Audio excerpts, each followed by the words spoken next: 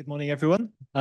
So we have our last lecture in this summer school today, which is going to be given by Eric Emsellem. So Eric is the head of ESO Project Science, and he's going to talk to us about numerical simulations and how we should be using these. Yes. Take it away. Thanks, Simon. Since I was not there last week, I thought I would first use the slides that I sent, but maybe was not covered, and introduce myself very briefly. So Eric Emsellem, don't worry if you don't pronounce it right. I'm at ESO right now in Munich, and basically I am head of ESO Project Science, and you probably have no clue what it means. So Project Science is about supporting all the facilities, the instruments, all the development that we're doing at ESO for the community with science-driven goals. So we have people who are actually following the building, the design, the building and implementation and the operation of those instruments and facilities like the VLT, the ELT, maybe in a few years, ALMA and so on. And they are there, but they basically own the science requirements. Why are we building those things? For which science? And those people are gathered in a department that I have the privilege to lead.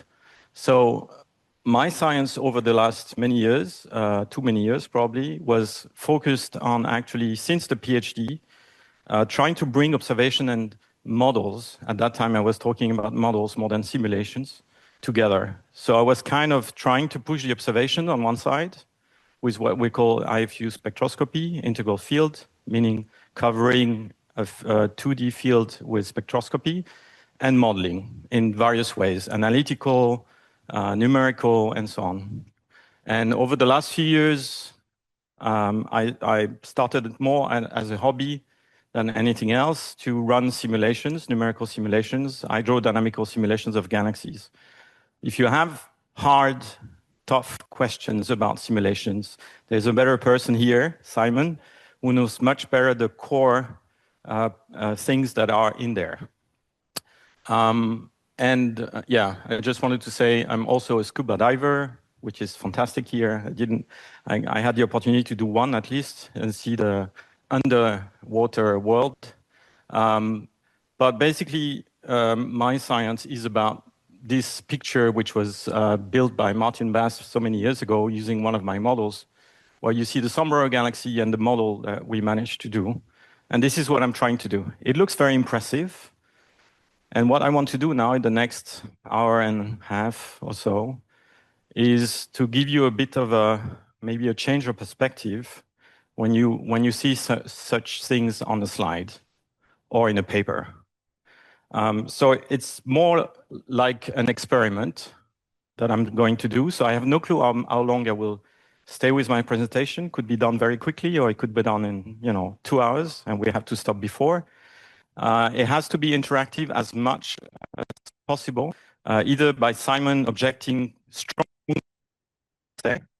I basically dumped my brain on the slides, trying to think about things that could be useful for you to learn. But I also want to learn myself.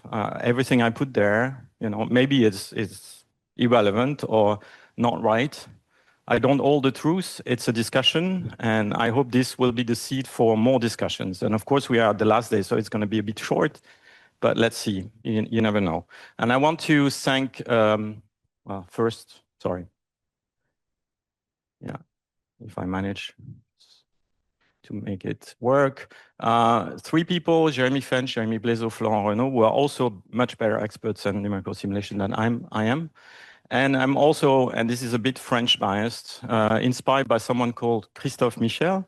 He has a beautiful website. It's called Hygiène Mentale, Mental Health, where he talks about skepticism, how to interpret the media, how to interpret what you see around the world. And I think it's very relevant here, and I'll use one of his examples in these slides. So the first thing I want to insist on is I will give you examples about simulation. This is one called Vintergatan, which plays the Swedish for Milky Way, done by a number of people, Oscar Agertz, Florent Renaud, and others. You have papers that you can find in the literature in principle showing this, and describes basically a simulation of the formation and assembly of galaxies in the context of a Milky Way object. using the cosmological context. And so in this kind of simulations, the first thing you do is you put dark matter. Remember, we have no clue if it exists, but it's there. And it's doing its own thing, gravity mostly here. You have, of course, gas. Without gas, you cannot form stars. This is what we're interested in, the ISM. And that gas is doing a lot of things, including, spreading a lot of metals and elements in the universe. And I'm using this just as a pause before I get in. It's very easy when you look at a paper or if you look at a presentation to criticize, to find the negative point. You listen to 10 minutes and you say, oh, but he has done this on slide 3 completely wrong. And then you dismiss the entire talk. And this is exactly what I'm going to do here. I'm going to criticize using examples. I'm going to criticize things that I see as potentially problematic. This is in no way a criticism of the simulations or in no way a criticism of the papers that I'm going to cite. Those things have taken a huge amount of efforts, a lot of thinking from extremely good scientists. So take this as just a way for me to emphasize a number of things that I think are important when we read papers, when we write papers, when we conduct our research. So I'm using this. And of course, you're done listening to me because what you're seeing is beautiful and you're just attracted to the screen, which is one of the biases I will talk about, of course. So it's a beautiful Milky Way. Whether this is a realistic Milky Way or not, is that relevant? We'll see. Okay, so I use the video to basically tell you this. This is in no way a criticism of the people who have done this or even the results that I'm going to give you as and the other thing I forgot to say during the video is that it's a personal view, perspective, and I'm not holding the truth by any means. So you have your opinions, and what I want you maybe in the next hour is to bring a bit further your opinions, informed opinion, not just an opinion that comes from nowhere. Anyway, okay, so what are numerical simulations? It's very funny when you talk to people who are doing simulations or people who are not, like observers, like me, and you ask them what they are. Some people say, I'm a theoretician. I'm doing simulations, I'm doing theory. I would claim this is complete rubbish. It has nothing to do with theory, at least directly. Of course, numerical recipes involve physics, and physics involves theory that we are developing over the years. Of course, simulations are very complex, and this is something we associate with theory. Theory is very complicated, and we don't understand it, and oh my God, I have to learn this. There is also another property of simulations. You run the simulations, and you get emerging properties, which you didn't expect. And that's exactly what theory does. Sometimes it provides predictions. It should actually every time provide predictions, which can then be checked, and we can go further with science with using that process. So it all look very much like theory, but actually it's not a set of fundamental principles that are there to explain the universe. It has nothing to do with theory. It's using theory, but it's not. Some other people call this observations. And the reason for this is that, for example, when you run direct properties like temperature, densities that are actually embedded deeply in the code of your simulation. And so in a way, we are observing a process. So some of those quantities need to be processed after the simulation, but basically they are kind of observed, but it's an observation not of our universe. And it's a descriptive model. So I would say, no, simulations are not observations. Another word that I use is these are experiments. And the reason why we put that word there is because you have a setup, you have rules, you put them together and you get something out. That's basically what you do when you do an experiment in your lab. You set up something and you then measure the outcome of your experiment. The thing is, several runs may lead to different measurements, and that's due to the noise or to the setup. It appears to produce knowledge when you have a very complex simulations. You feel that it's actually doing something about knowledge. But think about this. Take your favorite simulation. If you had quite a lot of patience and a lot of time, you could actually run this on a piece of paper. Think about it. So it is not an experiment as we mean it for empirical experiments. It's something, it's a calculation. So I would say simulations are observed models. So you basically set up, you build a setup constrained by theory, by physics. You simplify it usually. The products that you have are measurements within that setup. So it tells you about your model. It doesn't tell you about the universe. This is very important. And it's, of course, implementation dependent, depending on the numerics, the hardware even that you're using, the recipes, obviously. So I would call this an observed descriptive model. And whether this is useful or not, this is what I'm going to talk about now. So how do we proceed to make such a simulation?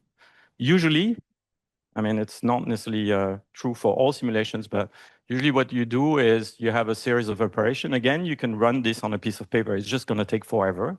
And I think your life is probably too short for that. But you have a model that you start with. You have a representation of the universe. And what I call universe could be the real universe that we feel, at least we think that we feel it, or something else. Could be a different universe, a different setup. Then you express this with some recipes, with some rules and guidelines.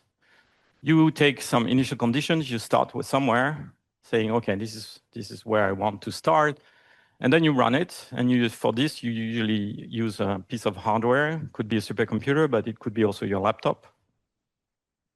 And of course, you have to think about when you build all this, the coding, the way you want to do the numerics. It's super important, and it becomes so important that now we really need experts that understand the hardware before even we start thinking about the physics. It's how, writing the code will depend on the hardware. And of course, as I put here, please talk to Simon. He's the expert. I'm not the expert. I'm just using simulations as a hobby. I'm doing that because I love it. And I think it's very important, as you will see in the rest of the talk. Okay, so there are many types of galaxy simulation. This is a slide that I stole from Florent Naud because I was lazy enough not to have to redo it. I don't necessarily agree with everything that is written here, but it's just to give you a sense of some of the types. And there are many other types of simulation you can do. But basically, roughly speaking, if you want to talk about galaxies and the ISM, you can have the cosmological context, either a huge box or a small box, or you can start from just a small piece of slab where you put some ISM there and you start running something with some physics that you implement. And of course, there are some pros and there are some cons. Here, the initial conditions, remarkably, even if we don't necessarily know all the CMB numbers with perfect accuracy, are relatively frozen. I mean, there are different ways to do those initial conditions, but remarkably, if you look at many different simulations, this is usually the common point. They have slight departures, but this is quite robust if we believe in CMB. And the nice advantage from this is, of course, you have huge numbers of systems, of galaxies, and you can look at how the ISM is behaving maybe in those, respective to the environment, respective to the formation and assembly story. On the other hand, if you take a box, you can really do the physics. This is where you can put everything you can imagine. Chemistry, radiative transfer, everything or magnetic fields, everybody say, oh, what about magnetic fields? You can do that very easily here, and you can reach resolution that really makes sense. Really makes sense in the sense of forming stars, forming structures, and so on. But of course, there are cons, for each of those scales. Some are easy to run, some are very difficult. Some will depend critically on one or two recipes. The others are very robust against those. And it really depends, and I'll come back to this at the very, very end of the talk, about what is your question. And these scales can be used for so many things. And it's not just a question of scales, it's also a question of setup. as we will see. So this is just to give you a flavor of what people are doing. And now I want to turn to what do we do with simulations when we want to compare them with observations. And this is really just a simplified view of how I see it. So the first thing is, when you compute something, let's say you have an experiment, a numerical simulation of a pendulum. I mean, this is, of course, rubbish because you can do this analytically in principle. But let's say you have a time-integrated model of your pendulum. Well, you're going to get something out, like the time it passes a certain point or whatever. Those quantities that are actually used to compute, the time steps, each time step and the next one, are what I call the direct quantities. So it's level 1. You can use those. You can just extract them from, all the files that the code is spitting out. Of course, I mean, you need initial conditions, you need input physics. Depending on what you put, you're going to get different answers. The rules and recipes, how you implement them, even the hardware, now it's becoming super important, and the way you implement it. Some questions are coming in already if you want them then to compare these to observations. So the first thing that you should always think about is, do you really understand the physics that is behind? Do you understand the rules that you set up? It doesn't, I'm not saying that you should understand them. It depends what you're questioning and what you do with those simulations, but it is something that, the black box effect I've seen in so many papers and so many people using those simulations, especially simulations done by others. There is a very famous simulation run, which is called Illustris TNG. It's a new generation, state-of-the-art kind of cosmological simulations. And there are more than 800 papers coming out of that. So think about it. Now, when you compare it with observations, how is that quantity derived from observations? I mean, you have a temperature in your simulation. Temperature. What is temperature? You can ask this in many ways. What is the tracer that should correspond to your temperature in your model? It's a very good question. Are you actually measuring the same thing? And if not, maybe it's not a problem. But if you don't ask the question, I think this is the start of something wrong that will happen later. Okay, so that's level 1. Level 2 is you take what you get directly, the numbers that have been used to proceed with your simulation, and now you reprocess them in some way. So some examples, for example, you could use ages. These are not used maybe in your simulation, but they are the product of your simulation. You could look at the number of satellites. This is not something that the code cares about when you run it. But if you have a cosmological simulation and you produce a number of big systems with a lot of satellites going around at different times, you can very easily compute that. So it's level 2, and those things are also computed and compared to observations. Again, are you comparing apples with apples? Number of satellites, I mean, very easy. You just count them in a simulation, and then you say how many I detect in a typical cluster of galaxies, and then you compare them. I mean, just these 2 sentences have loads of problems. The first one is, how you do you call a satellite in your simulation? What is the detection algorithm? Is it robust against A, B, and C? And then same with observations, detection limits, sampling, confusion limits, and everything else. The tracers also is important. Usually in cosmological simulation, for example, we have mass. This is beautiful. Mass is used, but you need to transfer it into something else. And the selection function. I'll give you an example here. This looks like a strange plot, but it's basically density of gas, and this is basically the number of elements that have this density. So it's called a PDF, and it looks like a log normal, as we expect. And this is just a galaxy simulation. So how did you do this? What kind of aperture did you use? Is it a 2D aperture? Is it a 3D aperture? Is it depending on your resolution, the way you implement the code? And in the observations, when you actually compare this with the observations, because people observe log normals, in the ISM? Is that really the same thing? Is it the same tracer? All these questions always come in. And now it gets worse, much, much worse. So when you start doing mocks, and you know the difference between these two levels is a bit fuzzy sometimes. So here you just compute, there you just convert, and now you transform. You just reproject, resample, add a lot of stuff, you know, input libraries. For example, if you want to measure stellar kinematics of a galaxy or gas kinematics, you need to produce a spectrum. How do you do this spectrum? You need stellar libraries, line libraries, physics, cloudy, for those who did some hands-on, I think, with that. Or you just don't care, just take, you know, the weighted gas mass, and that's your, you know, weighted kinematics will be done by this. But you need to establish your choice and make sure that it corresponds. Also, you need to add the instrument. So meaning whether the instrument has a given resolution, has a given noise, systematics, how was it observed, what kind of observation it is. I'll give you an example, which is very common in my field, in optical spectroscopy. We get a spectrum where we have absorption lines that are the signatures of the stellar populations. Now, if I extract the stellar kinematics at 5,000 angstrom, around that, I see beautiful lines like the magnesium, the iron, and so on. I'm super happy because they are deep, the signal is strong. I get a velocity map for my galaxy.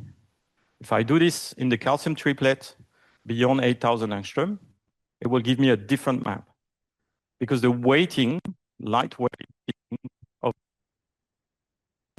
see different instances, different weighting. Also, I will see different noise because in the 8,000 plus region, I have a lot of skylines that are confusing my sight. And so I need to remove this. A lot of systematics will come in. And sometimes I won't even see it because I just see the beautiful map and I think this is my signal. So this is the observation problem, but in the simulation side, it's the same. You are going to use a number of priors that may be good or not. And the question is, do you need all this or not, depending on your question you're asking.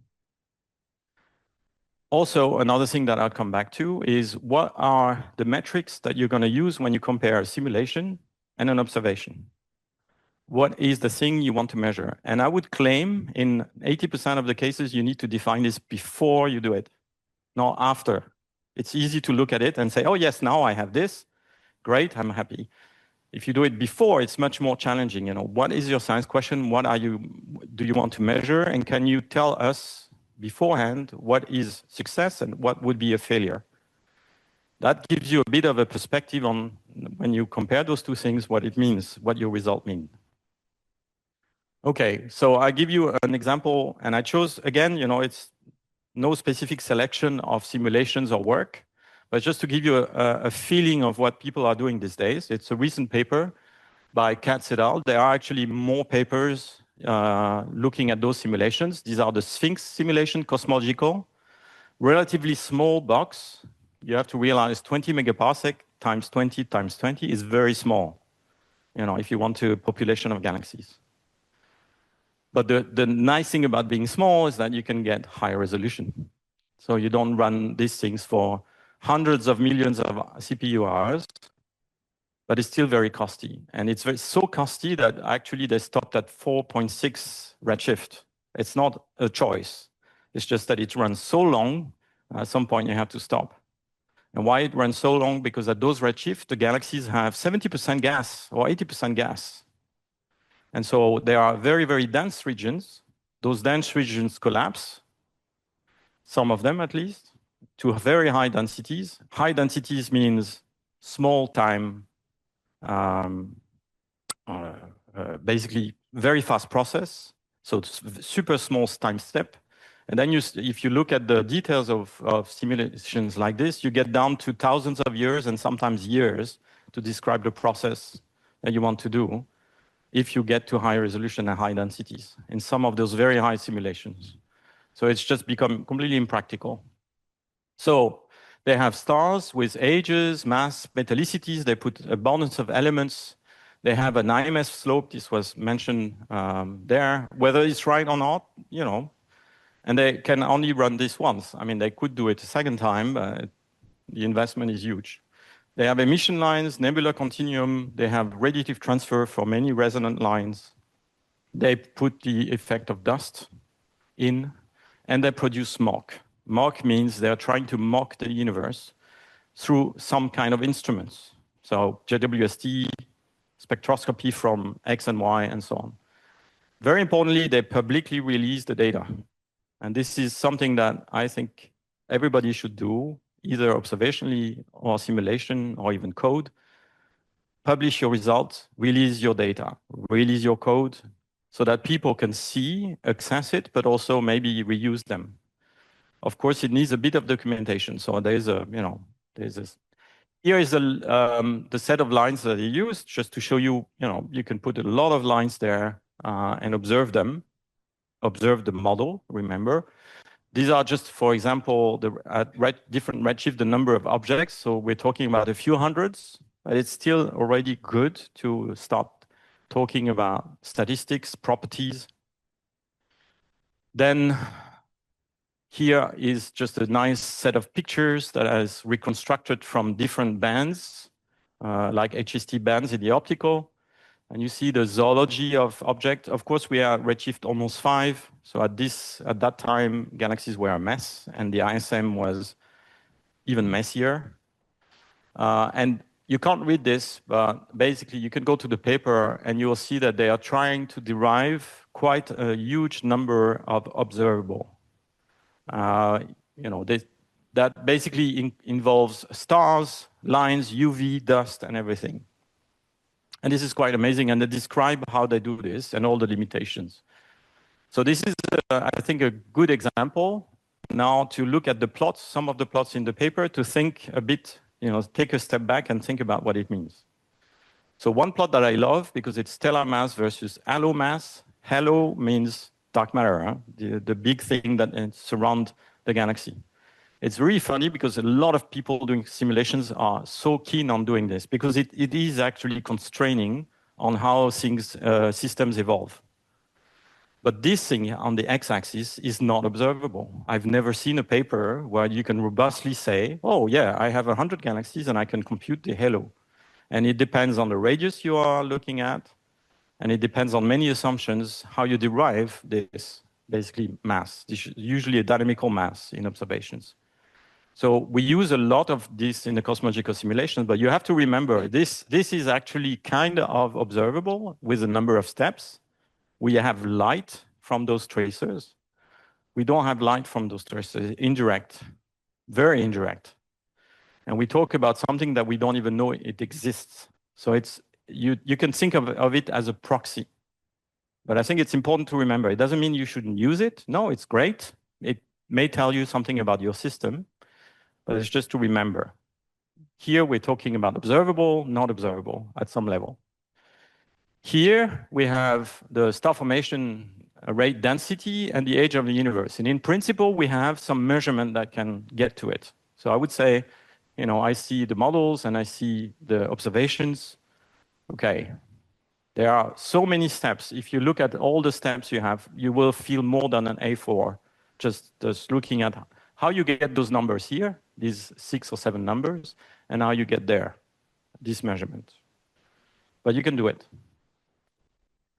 Another thing, this is, so you probably can't read it, and I can't myself. This is the OH abundance, and it's always in log plus 12 for a calibration issue. And this is stellar mass.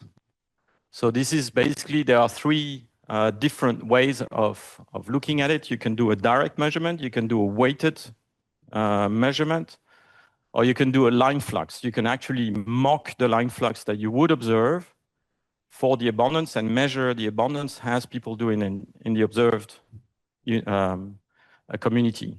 So this may not be observable. It's kind of at the limit. This is observable in the sense that you can set a number of steps. This is clearly not observable. But those 3 plots are there. They are indicative of something about your system. This is interesting, but you have to remember that they are not the same. Here, you think, well, these are bands from JWST here.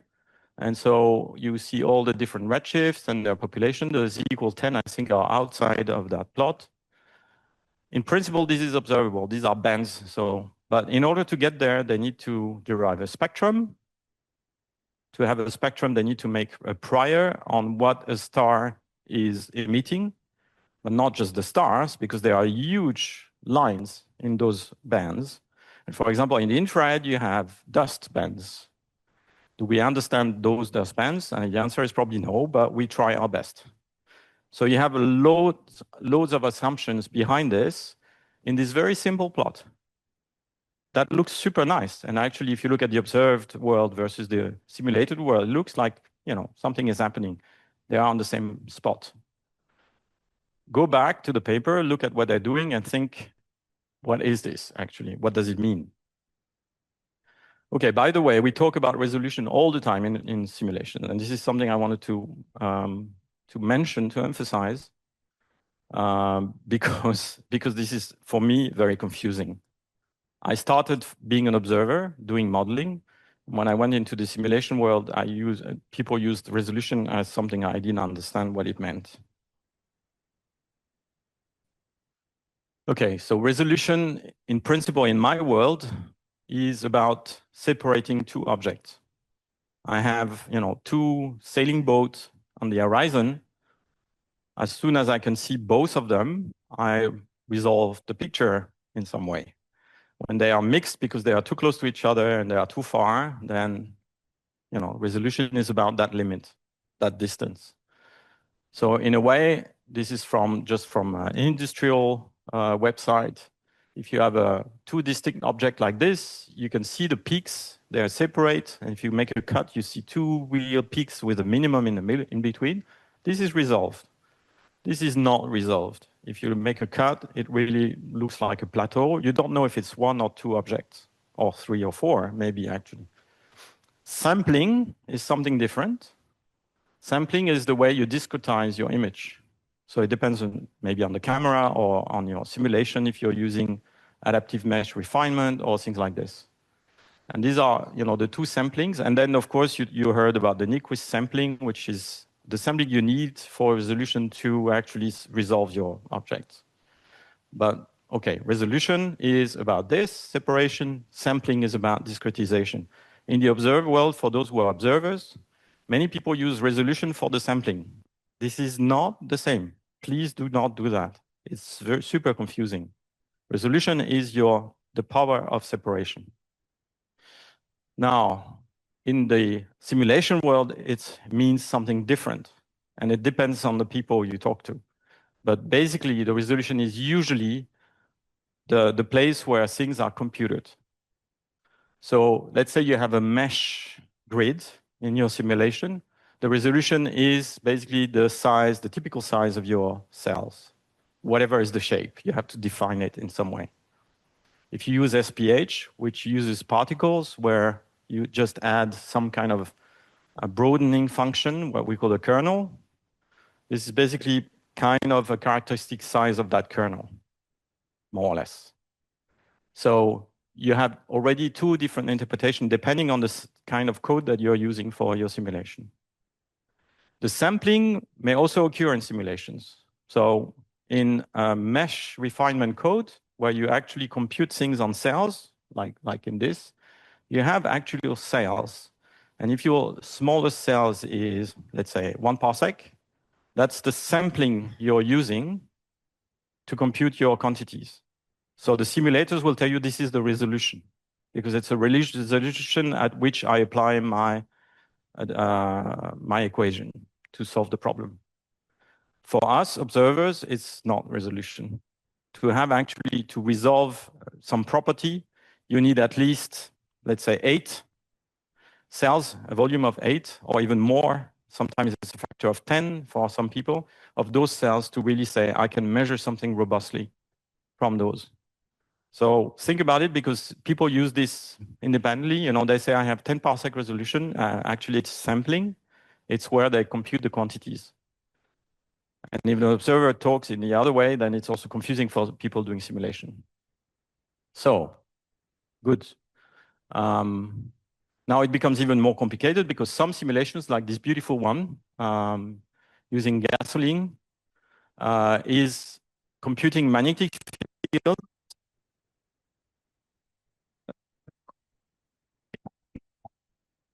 When you have cooling, you need to make sure that your things is not going to collapse at a scale that makes no sense. What we call the Jeans length needs to be sampled with at least some cells.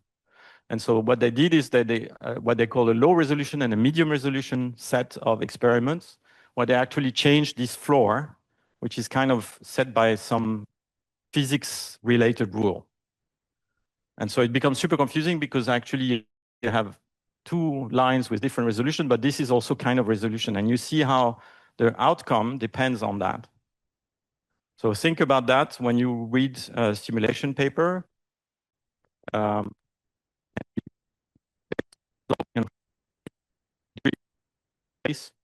But physically related. And it's not clear what resolution is anymore. And there are other things that you need to take into account in this game. Now, when you start comparing all the different codes, some of them are on a mesh, some of them use this HPH particle thing. You see these kind of plots where you compare all these different beautiful state-of-the-art codes. So what does it resolution means? Well, here, that's why I put the caption of the figure, linear resolution equivalent.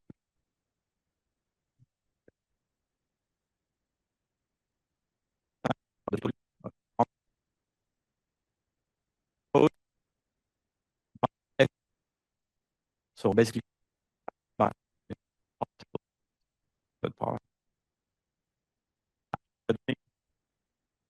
why?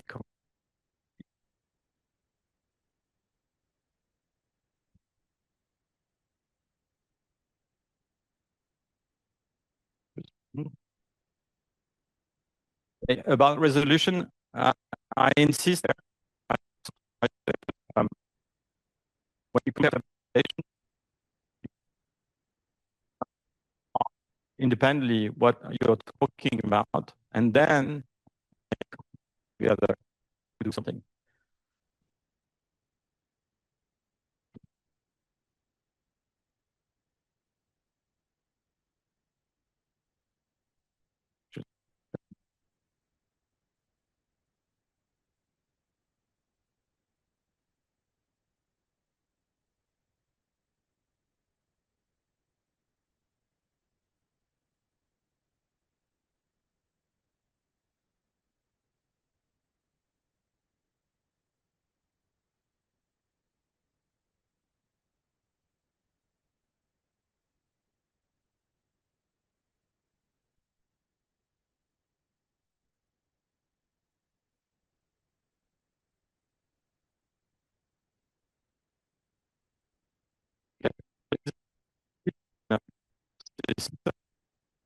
It means that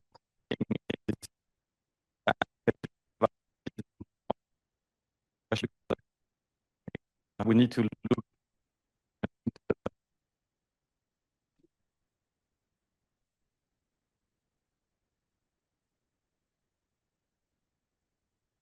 So I don't know. It's probably Simon could be a better. Does it work again or no? In principle, if you have a set of ideas system, it's very important. Some in Ramses, for example, the code I've used, because the grid, even if they are followed, they are so that. I mean, also have radiative cooling, dissipation in that way. Unless you're explicitly tracking that radiation, exactly. You're losing entropy.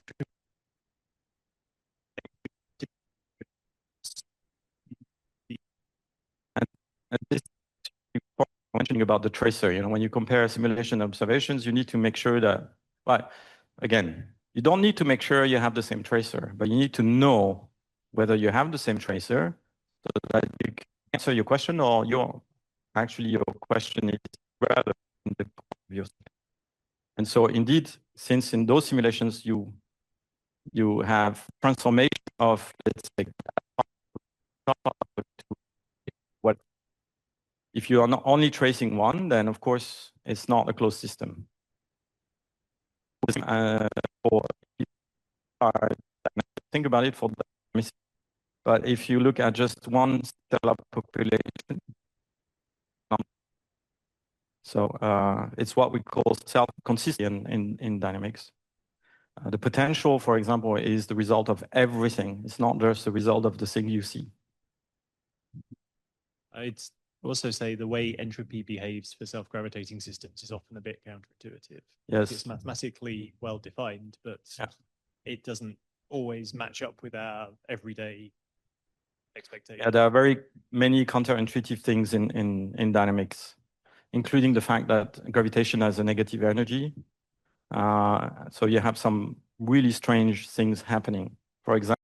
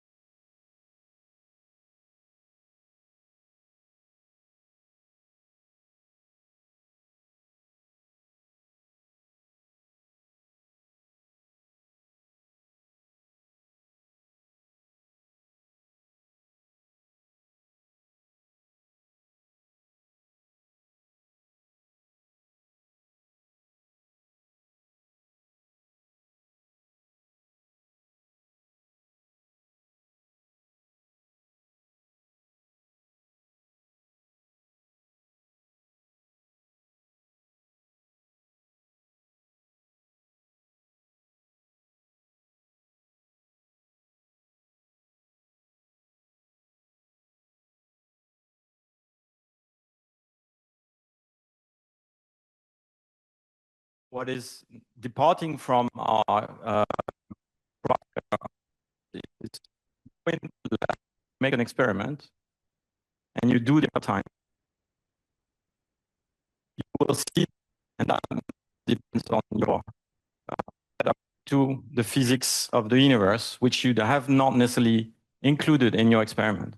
When you do a numerical experiment, your numerical experiment is constrained by all the rules that you put. And the only noise, kind of adding noise that you may ignore is the noise coming from the hardware. The fact that you have seeds in your code that may change that you don't see. But if you do include that, then that's it. You can actually reproduce it to, the whatever number. So if you're actually patient, you can take a piece of paper and reproduce it. Well, you will never be able to do this with a real experiment. So what I'm trying to say, it's not an experiment on the universe. It's an experiment that is controlled by numerics and your rules. But it's not because sometimes we say it's an experiment, but it's not an experiment about the universe. This is what I really meant. It's back? Ah, okay.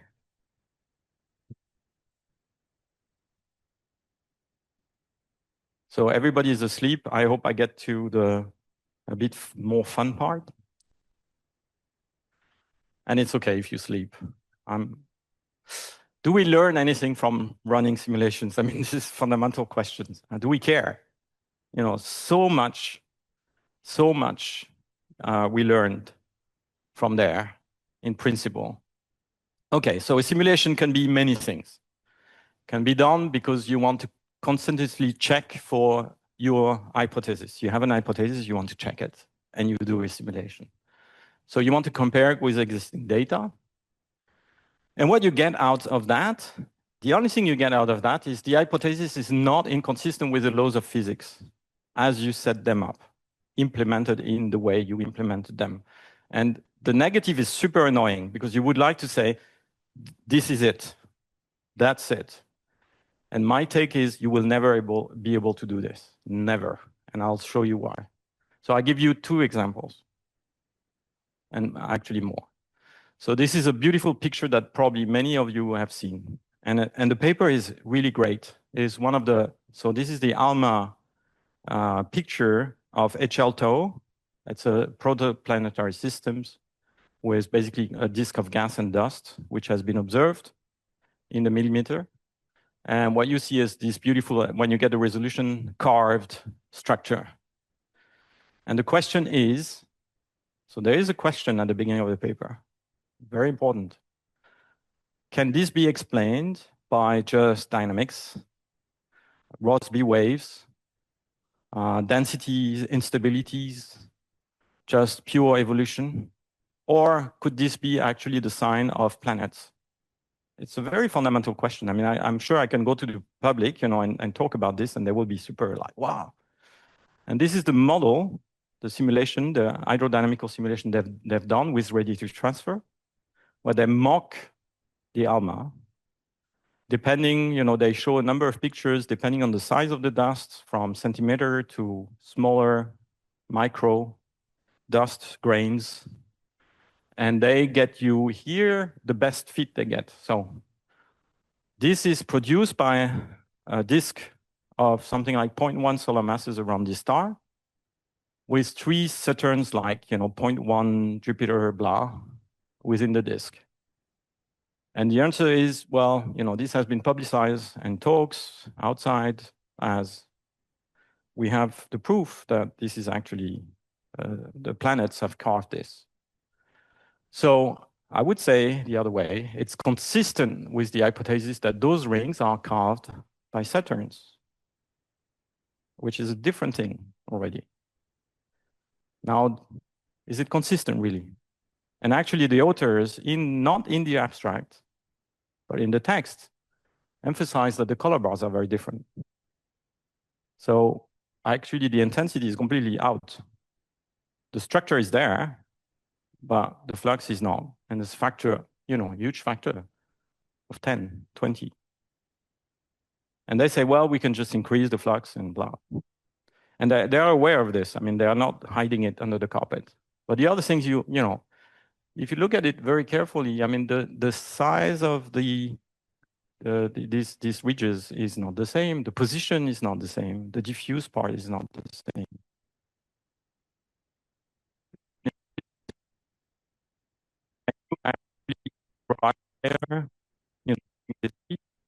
The public, if I do this, this, and that with this, this, and that number, I will succeed by saying this is good. If I don't, then no. And it's a very difficult exercise, but we never do this. So what did we learn? We learned that planets may have carved those rings, but this is not a proof. And in this case, it's probably easy to remember this. But I can tell you in many, many, many cases, that's completely ignored. Oh yes, now we explained how galaxies formed, what is a disk and how they do evolve. And there is another thing I want to ask you. So I'm going to ask it 3 times, so you have time to think about it. What is missing? 10 seconds, and then we go to the next one. What is missing? Yeah. It's actually in the paper. So I'm presenting this in a very not fair way because I don't give all the details and so on, but they're actually saying exactly what they're doing and how they do it and what kind of code they use and so on. So actually you can, in principle, you could almost try to reproduce it. So that's not it. So let's go to the next one. This is actually a couple of papers that I worked on with a student who did 99% of the work. In this case, the question was triggered by this paper by Amelia Fraser McKelvey in 2020, that everybody had a mass and star formation rate of a bunch of galaxies discovered in the MANGA survey, which is a huge survey of 10,000 galaxies in a nearby universe. And you basically look at where the ionized ISM is. And you see here the colored point are the ones that I have gas ISM ionized along the bar. So those galaxies have beautiful structure that are elongated, and the gas is basically following it. The resolution is not fantastic, so I mean it's a bit of a blurred picture, but you can characterize it. While these objects here have more like a central ionized structure. It's more concentrated. So they classify them, and I mean it's obvious there is something happening at 10 to the 10. That's a very puzzling question. Everybody ignored it, but it looks like fundamental to me. So we said, oh, let's try something. Let's try to simulate isolated disks. So it's completely, wrong. We don't have cosmological context. Those galaxies are real galaxies. They have gone through all the gory details of their evolution. Okay, so we do this, and what we get, low mass, high mass. This is just a factor of 3 between this galaxy and that galaxy that is run in an hydrodynamical simulation. So you just set up a disk, you let it go, you wait for a couple of gigayears, and you observe it. And what we see, this is the face-on view. So we look from the top of the galaxy, and we see a mess in the ISM. This is gas density here. In the new stars, we also see a mess. It's a bit following the bar, which is always horizontal in these plots. But you see the elongation, the ionized gas will be, the high density clumps are there, then forming stars. So they will be along the bar, exactly as the low mass in the observed world. At a high mass, this is just factor of 3, you see completely different structure. And suddenly you have this beautiful central high density gas structure. This is exactly what you see in the observation. Well, not exactly. This is gas density, while we were talking about ionized flux. So there's a big jump there. But, we say, looks fine. If you want an explanation of why this is so, you can read the paper or ask me later. It's related to this picture. But let's not go through this. The other thing is the next step is also go to high resolution in near-infrared data in the JWST world. And these are 4 galaxies at low mass, 4 galaxies at high mass. And you can see the difference by eye. So it's confirming the paper in 2020, but now looking actually at the dust. And more of the dust, but mostly the dust here. And so I have a picture where I started from very blurred picture of galaxies and ice gas. I go to the simulation, beautiful, I explain it, let's just run it, and it happens to be there, which means that now I can really look at why it's happening. And that's important. I have all the details in my simulation. I know exactly what I did. And I can switch off things and switch on and see if it makes a difference. And so I may understand now why those galaxies are like this. Okay, great. Yes. Doesn't want to. Okay, it's stuck on JWST. So what did we learn? I guess same question as before. Okay, this thing doesn't work anymore for some reason. Feedback in the ISM may be responsible for the differential evolution. So I didn't tell you, but this is basically feedback acting. In a low mass, the feedback is doing something, but the potential is a bit feedback is very strong. While in the higher mass, the potential is just enough, and then you have a completely different evolution. But again, it's not a proof. It's not a proof that asking the same question, what is missing? Okay, nobody see at the end. Okay, oops.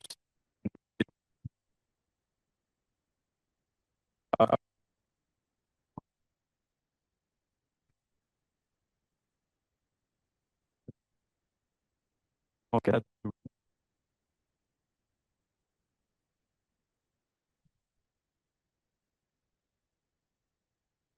Okay, I can go on until it disappears, I guess. Now it's coming back. So a simulation can also be disconnected from observation, and you can just process and observe it. And so what you will learn is something about your model, not about the universe in principle. So I want to give you one example from a colleague, Jeremy Fench, who did this paper, which is very funny in some way. So these are 2 galaxies, isolated, hydrodynamics, cooling, gravitation, but nothing else. 10% of gas, 67% of gas. You see the structure is very different. That we knew before, because there's so much gas, those things create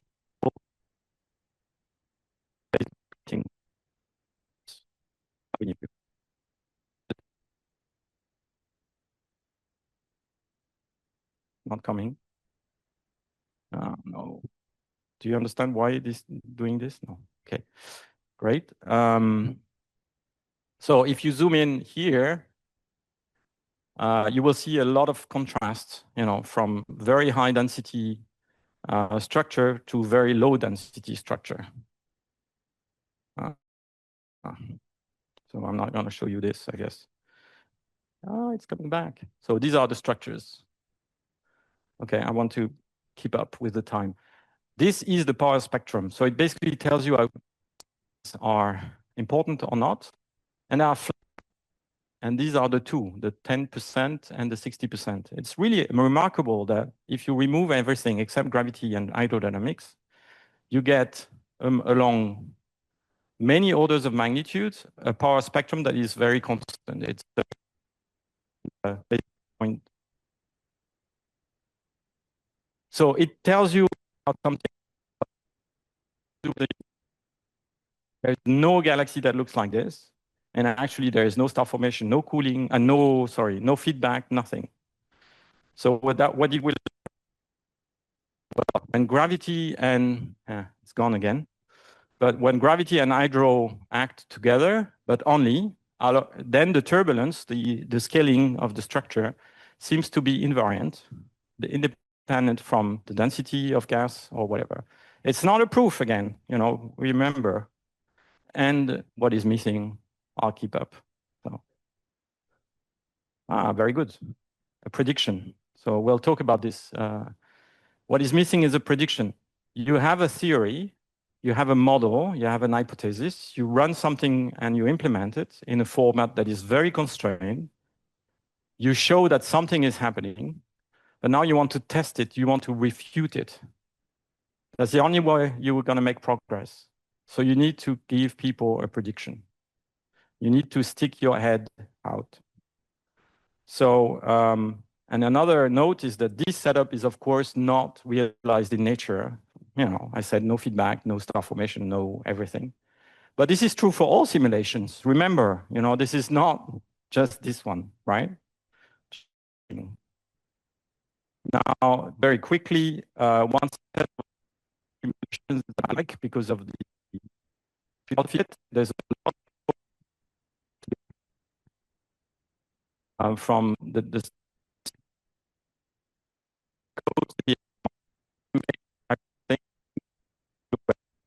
I think 8 papers so far. What they're doing is that they I8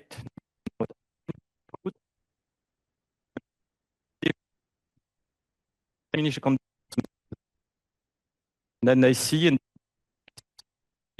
isolate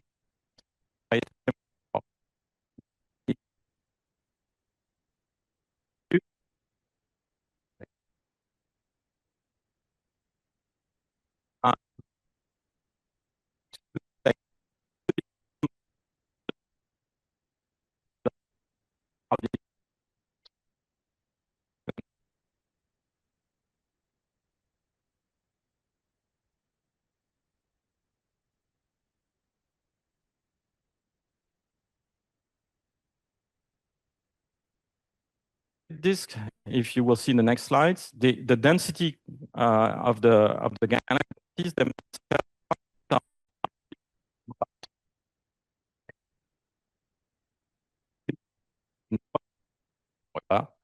but they are consistent with each other. Now, if you look at the pictures themselves, they are different. The clumpiness is different. So how much because they form different. But what I want to the cosmological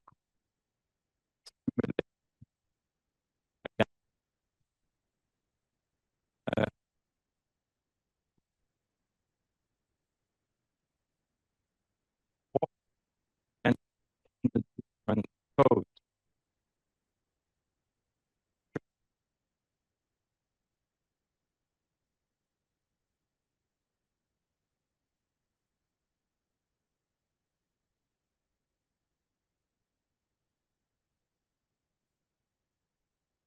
All the different subtle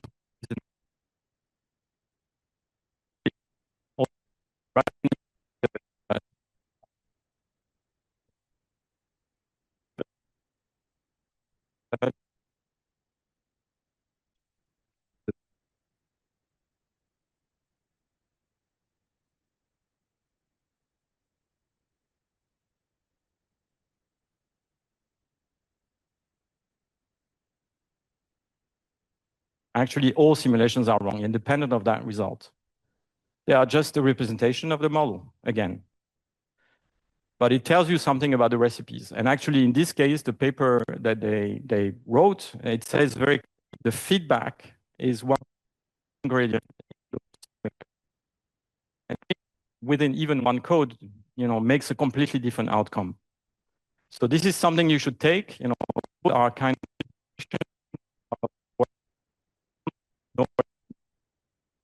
feedback makes a big difference.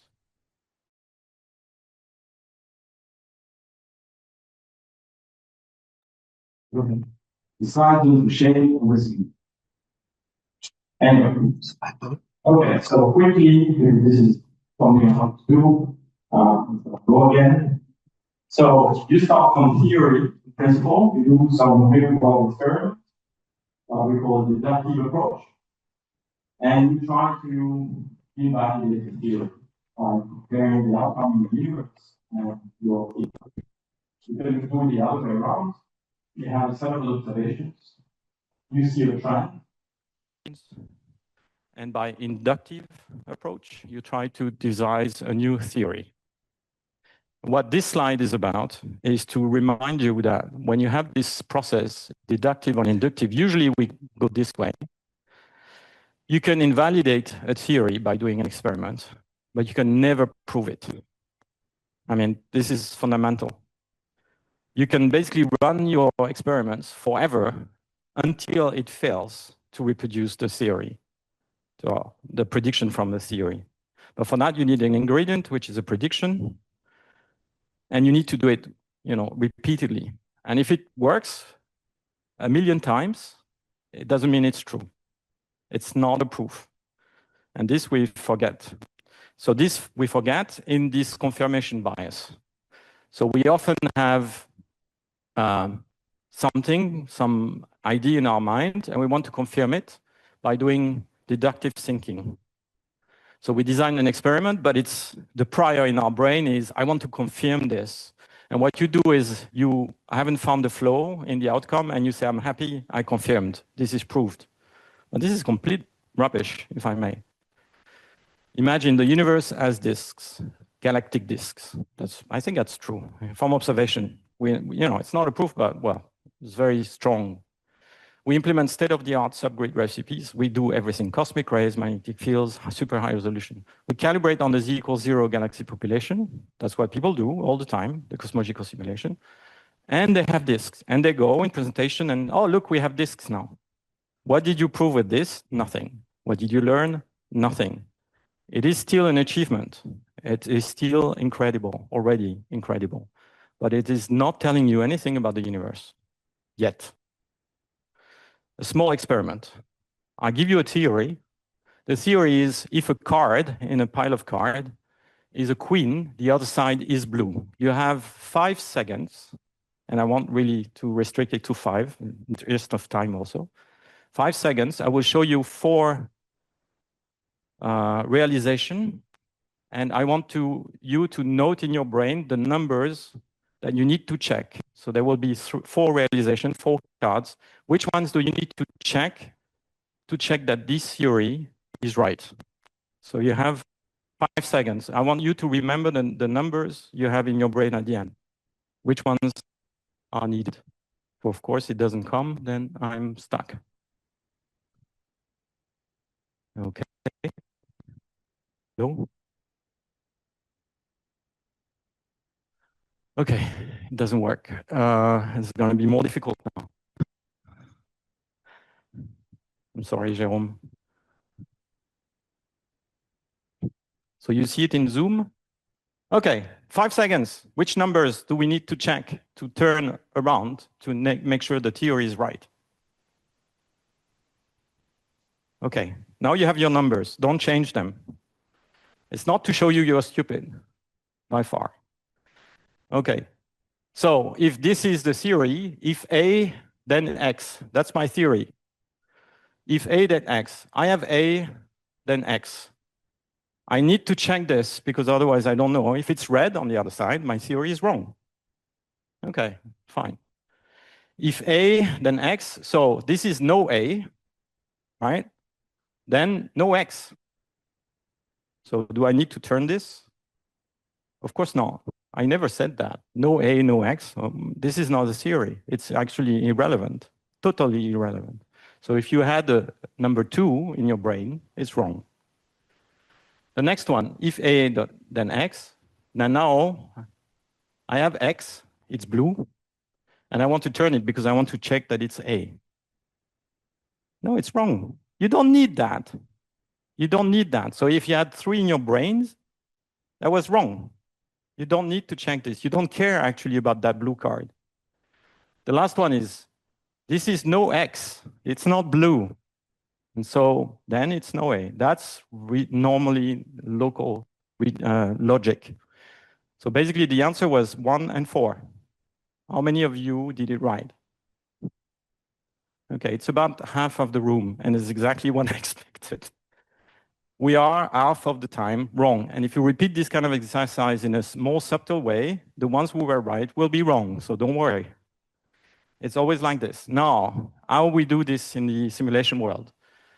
The fallacy of the inverse, this is this one. No A, then no X. This is wrong. No logic. Star formation leads to turbulence in the ISM. If I switch off star formation, then in my simulation, the turbulence will be gone. It's complete bullshit, of course. And I take a very simple example, but this is present in some papers. The fallacy of the converse. If I form disk in my simulation, because the universe, A, forms disks, X. If I form disks, I have X in my simulation. My model is a good model of the universe. Rubbish. Wrong logic. Clear? Now, if A gives X, then if I have no X, I have no A. If I do not form disk in my simulation is not a good model of the universe. That's correct. And all the time we're doing this. All the time. And it's not just in simulations, I can tell you. Okay, so let's take an example. But as I said, it's not criticism of these beautiful simulations, but cosmological simulations, Fire 2, beautiful bars. These are bars, galactic bars. And they say they form, from tidal interaction and some from evolution in the disk. There's a wide range and blah, blah, blah. And they say these produce elliptical bars with strengths of about 0.1 and 0.2. That's great. And they discuss at length that they have bars. The problem is those bars don't exist in the universe. And actually, they take some arguments saying, we checked already that the disks are okay. They are cold enough. And that's true. If you look at the papers that are mentioned here, it is true. They checked that. And so it's not a criticism of the simulation. But the problem is when you present this and you say, I have bars, it's not clear what you're doing anymore. The simulation is perfectly fine. It's, again, take the question I had before. It's a kind of experiment. It's an observation of a model. So what did we learn? Weak bars form in the Fire 2 simulations. And these are driven by some part, but it's not conclusive for our universe. I'm not sure the real bars will be with the same parameters because those bars are not the ones that I expect. And again, what is the prediction? If we need to test, we need to refute this. Another example, so these supernova bubbles that are grow into a turbulent medium. It's beautiful, well, you didn't see the movie, but it's basically expand in a turbulent medium. Now, if you put a turbulent medium set up by a seed, it's a numerical seed. It will look like this, like this, like this, or like that. And of course, depending on where the supernova explodes, it will do something completely different. Why should we care? Because people in the subgrid ICPs usually use a characteristic radius that expand with time. And what they show is that this circle, this radius, is irrelevant because it depends on where it explodes. So it doesn't mean the simulations are wrong. Maybe actually statistically, it doesn't matter. Because statistically, you can take that radius. But you have to prove it. And so large variations in the impact of supernova, it's obvious today. There are many, many papers about this topic. So the spheres are not a good model for those supernovae. It's very scary for most simulations that exist, cosmologicals mainly. And there is not easy to extrapolate this result to anything, except that we need to ask ourselves the right questions. We need also to define the right metrics. As I said, you had this picture here. What is good and what is not good? What would be a good comparison? Saying, robustly, I say this is a good hypothesis. It's not a proof, but it's going in the right way, or it's not. And to be honest, after looking at this for hours, I don't know anymore. I don't know. And I think that should have been defined prior to writing the paper, saying that if we do this, we think, and it's just a proposal from the people, we think that it will be, a good way to say the three certain may have carved those things, but there's not such thing. And maybe this is something you should ask yourself before doing it. In the same way here, the bars are redefined in this paper by being greater than 0.1 with this measurement saying that there is a bar or not. But actually in the observed world, it's 0.2. So these are not the same thing. And actually, I can tell you in the observational part, this is complete rubbish. A2 is a very not robust parameter to define the bar. And 0.2 is completely arbitrary, it's historical. It was defined by someone 20 years ago. And I can tell you this is not a good metric. So we need these people, the observers like me, they need to define a metric that makes sense and that is relevant for the physics we want to probe. And what is worse is that you use the wrong metric, but they use it even, changing it because that's the only thing they could do.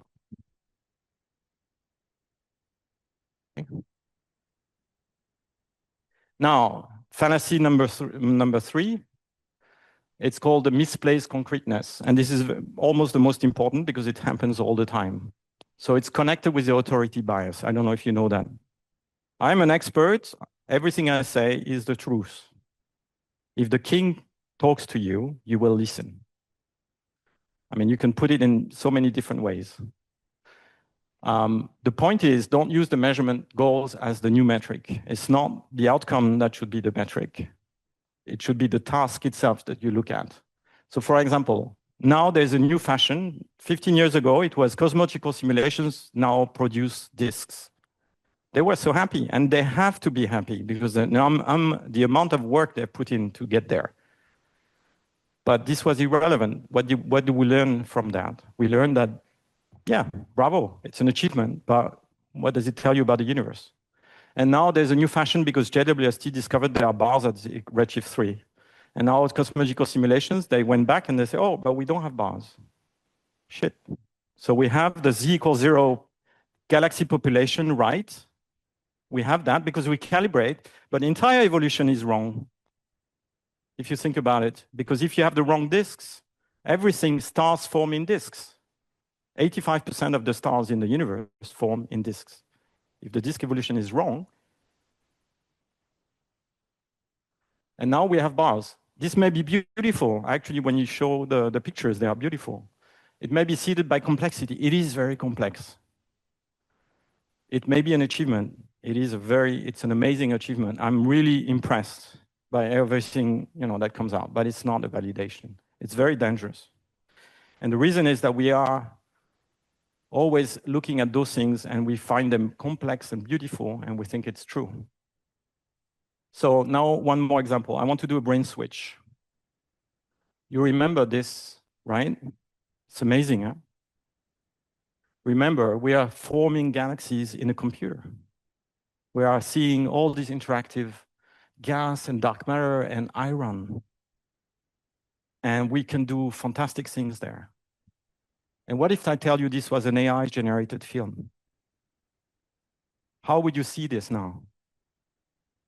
Well, be reassured, it's not. But just for this brain switch, you know, I don't anymore. No, so it's not. It's actual simulation, Wintergatan. You can look at the papers. But for 1 second, you know, maybe some of you doubted, like, oh, shit. And it's beautiful, and it's complex. The last couple of things I want to say, something very important about simulation that Simon could talk to you about for hours, coherence. If you are, for example, at a given resolution, your recipes interact with each other. If you change one parameter, you need to look at all the other parameters and change them accordingly, maybe. Resolution, for example. You know, if you have a recipe at low resolution, you cannot probably use that at high resolution. It doesn't work. But there are many other things. If you change your feedback recipes, you may have to change your cooling, or the other way around. So all the subgrid recipes, cooling, feedback, and so on, are cross-dependent. If you change one, depending on the question you ask, you need to think and reconsider. There is a very famous example, and you can look at the paper. It's very nice. That basically says, in 25 years ago, people were doing interacting mergers, and they were finding a lot of gas went into the center, and you put a huge starburst, and it was known that starbursts then were created by mergers at high redshift. And according to that paper, it's rubbish. And the reason is, when you do the interaction at low resolution and you don't even evolve the disk that you're merging, these disks, they don't come, in the computer, they come like, I set them up, I make them merge. No, the disk in the universe, they have evolved for gigayears first. So they form stars, they are clumpy. When you do that clumpiness at high redshift with a lot of gas, the star formation is already saturated. When you merge them, it doesn't make much difference. It's just, already forming stars at such a high rate. It cannot overshoot much. So there is a bit of a central starburst, but this thing I was raised with, mergers do central starburst. And this is partly wrong. And again, you have to adapt. So the importance of prediction, I think I've talked enough about this. So remember, you cannot prove a theory, but you can refute it. And this is our job, to refute it, to work and try to refute them, to find a better one. For that, you require predictive power. If you have a simulation, you don't have predictive power. It may be a very useful exercise, maybe telling you something about your system, and maybe give you a hint of what you should do in your next research, but it is missing a critical ingredient. So I'm not saying that you should always have predictions, but it should be the majority. So this is one example of a prediction of a very large box that these people did, where they actually put neutrinos and they say, this is the kind of structure you should see with redshift. So they provide a prediction of the structuring in the neutrino map. Something that may be at some point measured. And it gives you something about the cosmology, it gives you something about the assembly of galaxies. And the last thing, about the science question. So simulation can serve as a seed for further research, fine, but without the science question at the beginning, not after, beginning, so what? You have disks now, or bars in your simulation. So what? And it's not there to be nagging. It's really just a principle of research in general. So one last piece of learning, and I stop there, because I haven't talked about AI except for giving you a bit of a scare. There are papers now using AI. And this will be coming more and more. And AI is not the AI we know today. In 5 years from now, the AI we will have has nothing to do with what we have today. If you look at the expert papers, it's going to go way beyond what you can imagine in terms of power. So we do this, for example, to train and find in observations or in simulations. This is observation, SDSS, and Eagle, I think. And you give some maps, and it tells you if the galaxy is interacting or not. And it shows from these people that actually the trained network is more powerful than all the criteria we have. Fantastic, but how do we quantify the biases? And just to give you an example, This is also AI trained, where you remove the noise from a picture. So you can start from the Alma logo with a lot of noise and you get a beautiful logo. But actually, after the trained network on the noise and how there are like 3 or 4 steps in this. You can give a blank or even a picture of a dog, and you get the exact same output. It just takes longer. So you have to wait a bit longer. So it tells you that maybe if you take your network and you apply it to a data that you have never used before, you may remove signal that you ignore because it's unknown, because you have not characterized it. And this is, something fundamental about AI is that if you worked network or something similar, it has this embedded, sometimes less, sometimes more. The prospect from the expert is that this problem will disappear because they will have adaptive AI, which is a very different thing.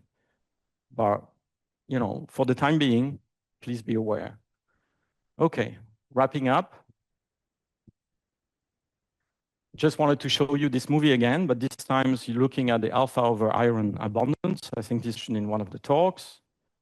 The supernova type 2, the massive stars, they explode first. They give a lot of alpha elements in the surroundings. But then the binary supernova, they kick in later, giga-year, and they give a lot of iron. And so basically, you get a lot of alpha first. If I wait sufficiently enough, you will get this beautiful Milky Way galaxy in the Virtuogarten simulation will become completely red. It's very nice. It's the French flag. So this is the kind of power numerical simulation can uncover. We can now do from small boxes, we can put all the physics we can imagine. Matter, dust, magnetic fields, cosmic rays, anything you can think of. And you can do this in a controlled way. And so all the criticism I've put first is just to remind you or take a step back before you start your project, while you're writing your paper and thinking about the results, and most importantly, after the fact, when you go and it. Take-home messages quickly. Those simulations are kind of observations of a restricted model. They are not theory per se, and theory cannot be proved. This is very important. There are many types of ISM-related simulations, but you need a science question to seed it. Please do that. Think about what do you want to prove. It may change on the way. It's fine, but you need to carry this on with you. Doing simulation is very hard. I mean, ask Simon how many years he invested just to try to control one of the pieces in the machinery. Comparing them to ops is an extra dimension because you need to understand the observations and they have different problems. And when you put them together, you need to connect them. So it requires many, many, many assumptions.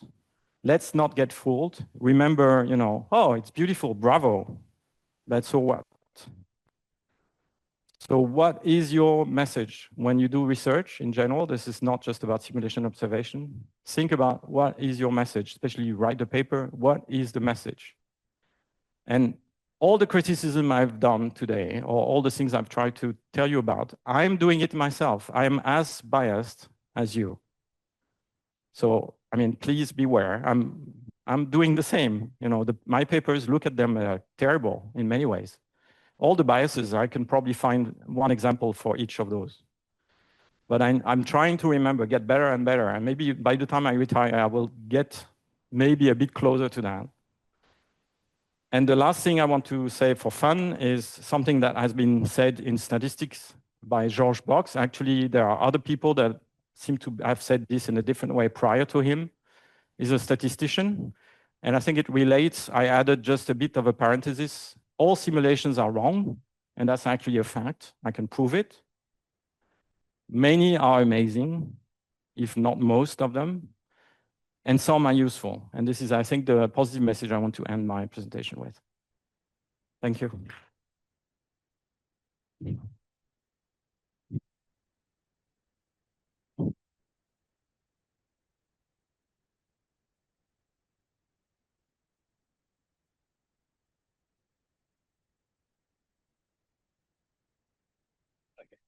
Right. Question, Eric. there.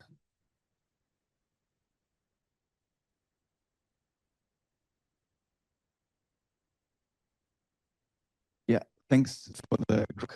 I wanted just to ask you, you mentioned like many different differences between observations, people that are doing observations, for example, and people that are doing simulations.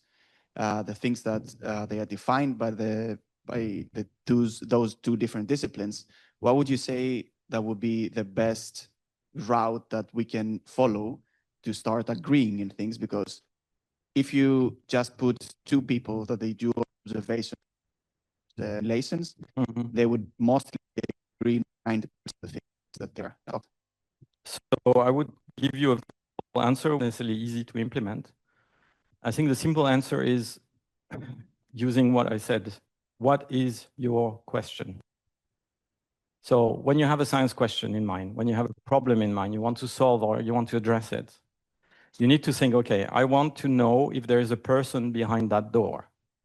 What do I know? What do I need to do in order to get there? I don't necessarily need to take a piece of dynamite and make the door explode.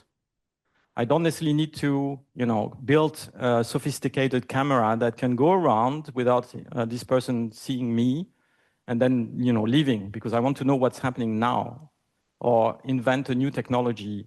So what I'm saying is you don't necessarily have to implement the most refined recipes to get observations and simulations together. It all depends about the question you ask. If your question, you see that you need all this sophistication and you feel, okay, I have a PhD to write or whatever, maybe it's not the right question for you. Or maybe you should, gather a bigger group and put some experts together to solve it.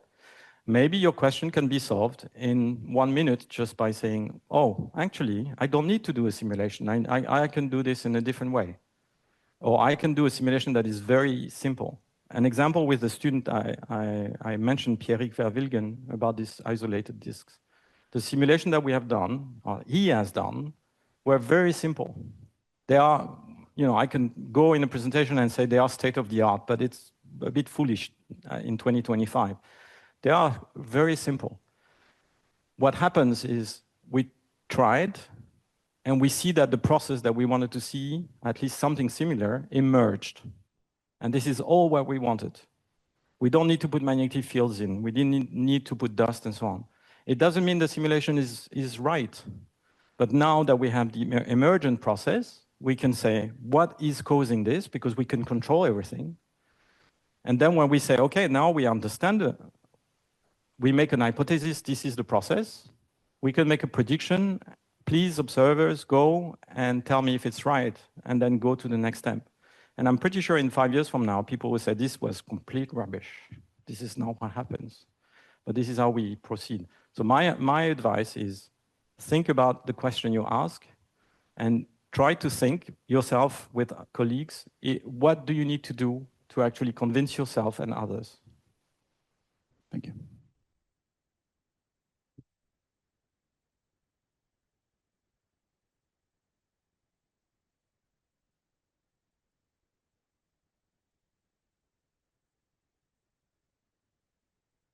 Great talk. So I guess following up on that question, I'm wondering what should simulators do in order to more accurately address these problems? Like, should they only focus on robustly measuring one prediction, one quantity at a time in order to really understand everything that goes into that? And follow up on that, if that is the case, how do you deal with how expensive simulations are? So I have to think about your question, because the first part of your question, I would answer the same thing. Depends on the question you want to ask, to answer, address.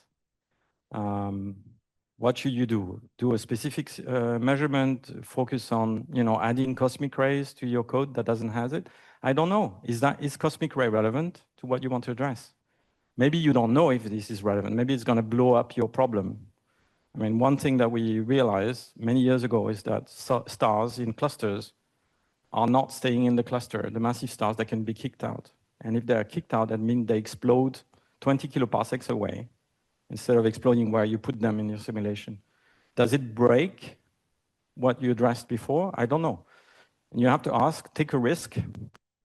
But you know, I don't think that you should. What I'm trying to say is, don't blindly just say I'm going to add A, B, and C because people say magnetic fields are important, cosmic rays are important, dust radiation is important.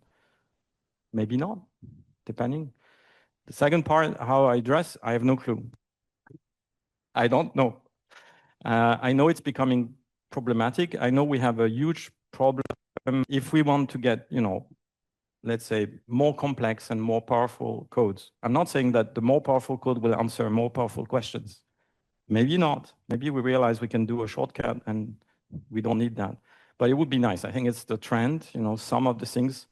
Having realistic disks, don't never use that phrase out of this room, is something that I would like to have, you know, that I see something that at all redshift looks reasonable, given a robust metric that we decided before. And for that, we probably need to implement all these things, high resolution and number of recipes and so on. The problem I see, the main problem I see is the hardware. The hardware we will need to use is extremely specific. It's so specific that your code has to be used for the hardware. And this was true before, and it's going to become even more problematic. So we will need experts that are not astrophysicists, but that understand what we are doing. And that is hard because those people don't necessarily come to astrophysics. We have an advantage, is the beauty of what we're doing. So let's try to get these people in. I'm sorry, I don't think I answered your question, but.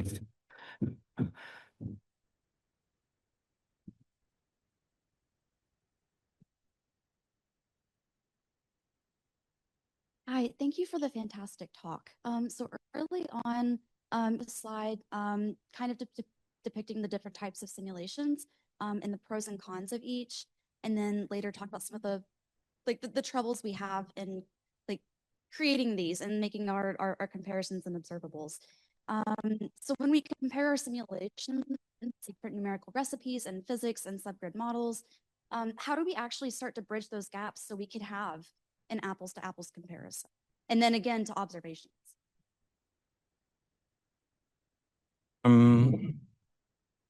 I think so. I to one study for a project which shows some reassurance that at least some of the basic physics that we have is robustly treated independent from the fact that it's either SPH or AMR, for example. And I would say 15 years ago, you should have listened to those people fighting, saying SPH is rubbish, you know? It's using a kernel and it's completely, you have these particles that go around.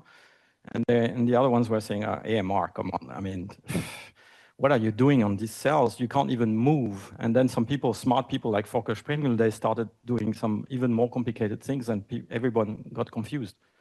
What happens is that if you look at the way dark matter is structuring, it doesn't matter. When you look at how baryons are assembling in a very simple setup, it doesn't matter. What it shows is that feedback becomes the problem. And it's kind of obvious, but it's good to be reminded and, you know, illustrate in this case. And so what I would say is, of course, you have to go through all the things I mentioned, you know, look at the tracers, make sure you're comparing at the right level. And again, you don't necessarily need to go all through the physics of, you know, stellar libraries, line continuum, blah, blah, blah. Maybe you don't care. Maybe you're not at that level. But you need to establish, so first, a minimum that you need to basically have to answer your question. And on the other side, be aware of where the things will, you know, impact your results. And I think we know it's the ISM physics. It's the feedback, which is very hard to control, really, really hard. Nobody knows how to form stars. And so actually, this is where I would put my efforts. If I were a physicist or someone like Simon, you know, the metals, I haven't shown you, but we have beautiful, beautiful movies about how the metals are spread in a galaxy. And it's completely insane, actually, I think, to look at those, because I think it's wrong. But let me reverse this. I have now a realization which is crazy, complex, and wrong. And maybe I can learn from this and tell the observers, you're not using the right metrics, which is to look at the abundance versus radius or the abundance versus azimuth. This is a completely inefficient metric.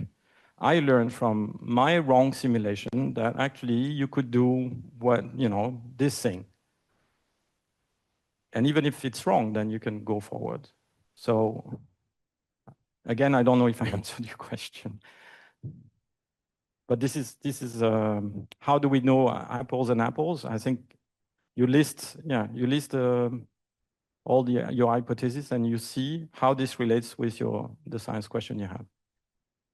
And at some point, it's you have to put your brain at this and say, okay, it works or it doesn't. Convince yourself.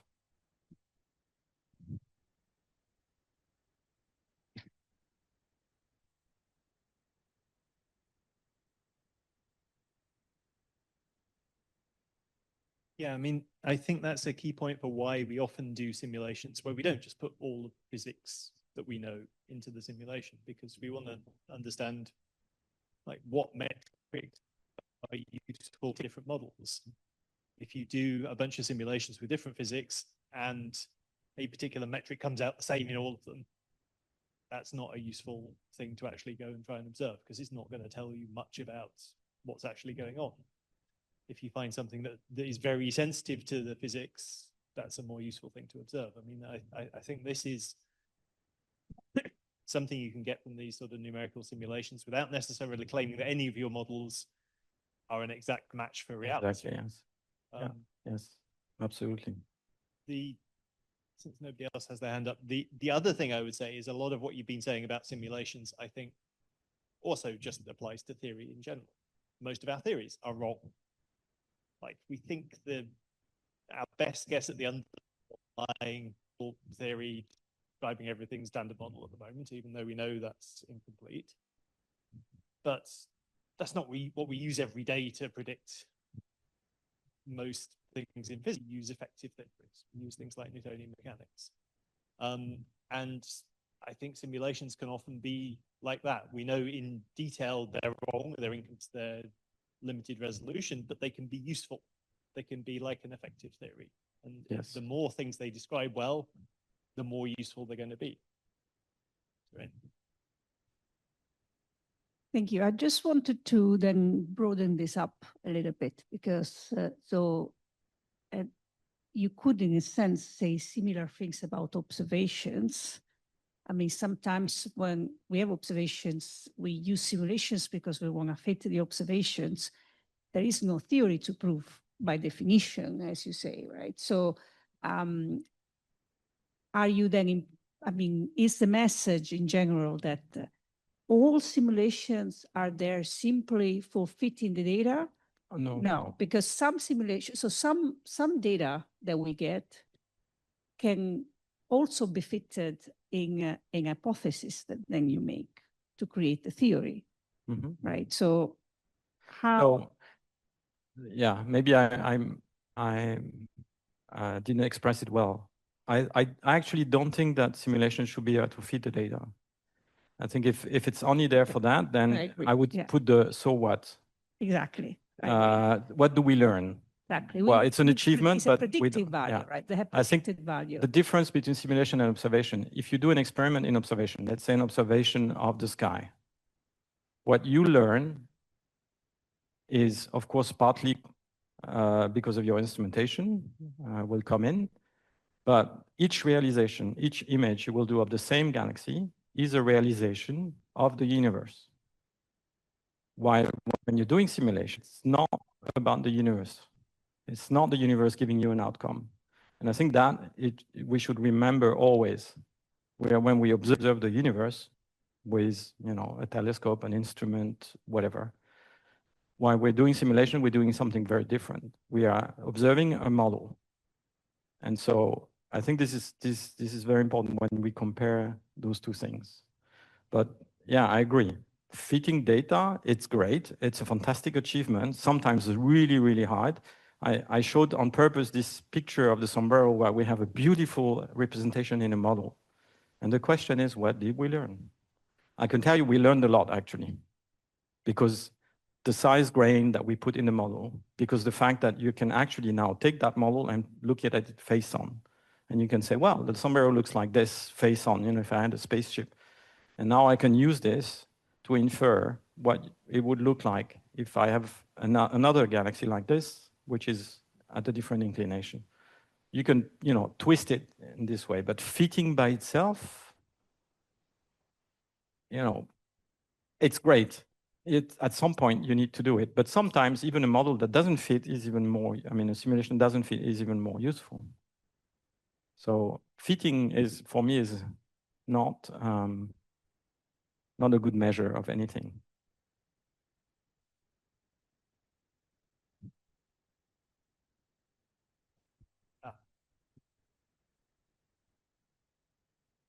Just for the sake of discussion.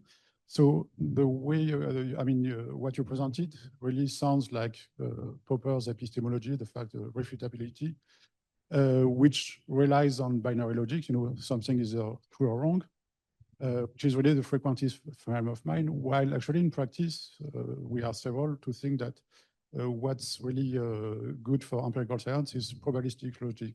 So it means that you can give credibility to an hypothesis, which is between 0 and 1, but you are never sure of it. And you play with that, which is really the Bayesian frame of view. But so it means that you don't necessarily need refutability because it's good, but you can also add some credibility to a theory by doing repeated experiments. Yeah. So you will be disappointed because I 200% agree with you. Actually, I would encourage, the French-speaking people to really look at this mental health YouTube web channel, because Christophe Michel talks about the Bayesian approach, actually. And it's true. The only thing I said is that when you repeat an experiment or a simulation and you still see that the theory is right, what is very important to remember is you cannot never prove it, even if you do it 10 million times. But what you can do it is you can comfort or confirm your prior. And so the cursor of your prior will go up as you make different experiments, and it goes in the same direction until it breaks, maybe, potentially, but I fully agree. And then this prior is actually very important to know. You should never ignore your prior. You should know where it is so that you can actually take the next step, because the result of an experiment should be kind of multiplied by this prior. It should not be there by itself. And I'll tell you why. If you take the medical field or other fields and you look at the papers, you will always find, even if you have a crazy hypothesis, a couple of papers that will confirm that crazy hypothesis that is in principle wrong. But what's important is you have another 10,000 papers that say it's wrong. It doesn't work. And that's your prior. So it's not because you have these two papers saying, well, no, it actually works, that you should consider your prior always. And so I completely agree. Yeah, if we could always think in Bayesian terms, that would be much better. I'm not saying it's the perfect way. There are problems with that, but it's much better than just the binary thinking. But it's hard for us, I think, as human.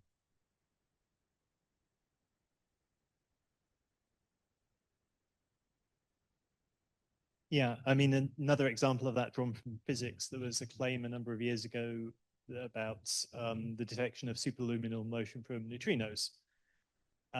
So taken at face value, that refutes special relativity, but our prior there was like, no, special relativity has been tested so many times in so many experiments, got a pretty strong prior that it's right, so we shouldn't trust this experiment. And yeah, lo and behold, later on they found what the problem was in the experiment that meant that their results were wrong. So yeah, I mean, is nothing specific to it's a very good example, because I mean, you cannot drop all the funding for people doing neutrino physics and whatever just because of that experiment. At the same time, you have to, at some point, imagine you invest trying to refute that experiment. At some point, you have to stop and say, actually, the prior becomes the other way around now, and would start degrading that theory. And in favor of another one that works better. It didn't happen because they used, after something like 8 months, they found the trick. Yeah. And they did the right thing, which is a beautiful example of how science works. They asked everybody, they said, here's my data, here is my experiment set up. Tell us where it's wrong. and we will try ourselves to find, but please tell us, because the prior on that hypothesis was so high that, you know, it's the cost. You have to look at the benefit cost. So Yeah, it's a beautiful I example. mean, I'm not knocking the folks involved, because the problem turned out to be a really, really subtle system. Yes, yes, that yes. nobody could really have predicted would Yeah. affect things. Okay, any other questions? It's lunchtime. So let's just thank Eric again.